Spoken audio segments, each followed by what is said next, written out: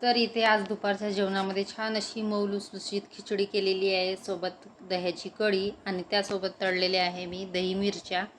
खिचडीवर दही मिरच्या छान लागतात. अशा खिचडीवर कुस्करून घ्यायच्या, त्यावर नंतर कढी घ्यायची, एकदम मस्त लागते खायला. त्यानंतर इथे दुपारी माझं एक पार्सल आलेलं होतं, तर ते काय आहे ते मी दाखवते तुम्हाला. तर हा एक शॅम्पू आहे, मामाअर्थ रोजमेरीचा शॅम्पू. याआधी पण मी एक बॉटल बोलवलेली आहे.